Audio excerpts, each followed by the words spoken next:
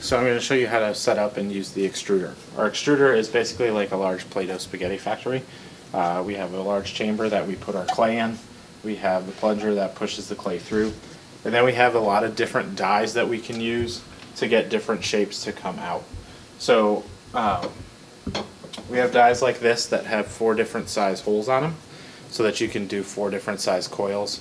Or if you want only one of those, you can take this rubber gasket and put it over it so that you're covering up 3 of the other ones and you're only getting 1 coil of the size that you want.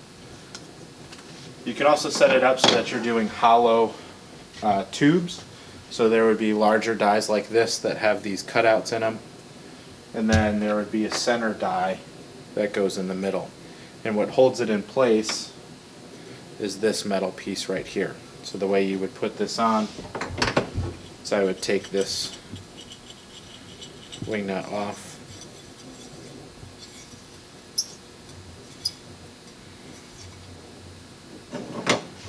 I would put my center piece of my die on there so that the groove fits onto the metal piece so it doesn't spin, and then I would just tighten this down. Then when I go to put this into the extruder with the larger die, I want to make sure my die lines up and then it holds it in place. And then this whole thing goes inside the extruder. This allows us to make hollow cylinders. We're also able to make hollow hexagons, and then we have the ability to make hollow squares. Some other shapes you're able to do with this, we can do large thin pieces like this, or even larger ones like this. This works great for handles, so if you're doing handles for your cups, it gives you some different handle options. And then we can also customize dies.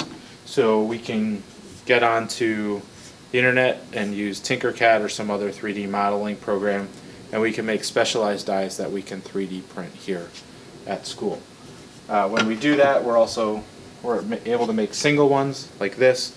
We can also do other optional handle dies like this. Okay, and the gasket works the same on this as it does any of the other ones, so that you're able to single out an individual die. What we're going to do, so for your coil pots and some other things, you'll use a die like this, and what this die is, it's 4 holes that are all the same size, and it just allows us to pull more coils at one time so that we're not just doing 1 coil at a time. So the way we set up our extruder is we have this piece on the bottom. There are 2 bolts that go into it, one that's on there already, just not tightened, and then one that's separate that will go on this opposite side. So when you're doing hollow pieces, you need to swing this out of the way so you can get this whole piece in the clay chamber. When you're doing single dies that are solid, you can swing this around and you can put this in and get it started.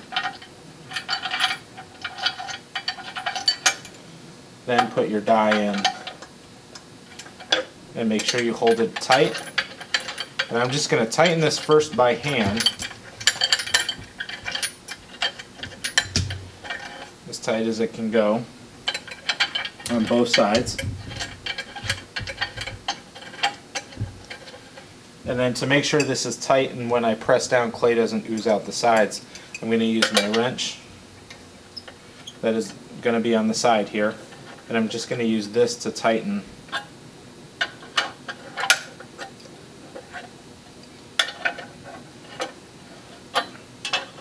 so that it holds it all in place.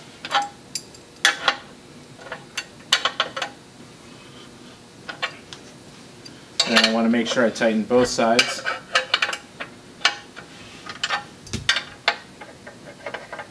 To make sure that my die isn't going to go anywhere and I don't have clay coming out the sides. So once I've got both sides tightened on here, I can put clay into the chamber.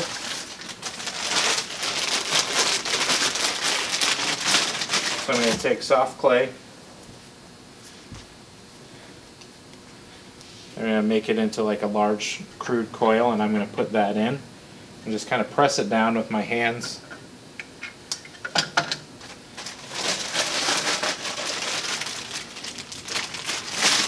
When you're putting clay into the chamber, you cannot put clay any higher than this spot here. Because when I lift this up, I need to be able to put the plunger on there so that I can push down.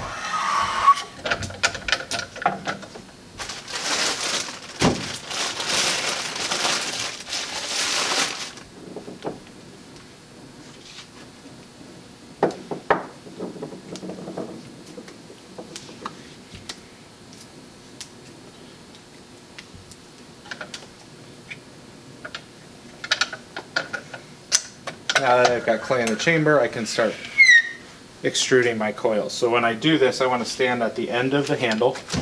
I want to put both hands on the handle, one foot in front of the other, and I'm just going to press down, and I'm going to lean into it with my body weight, and the coils will come out, or whatever part I'm extruding will come out the end. Then to take them off, I just grab it, and I'm just going to twist it and set it off onto a board separately so that I can take all of them back to my seat rather than carrying them individually.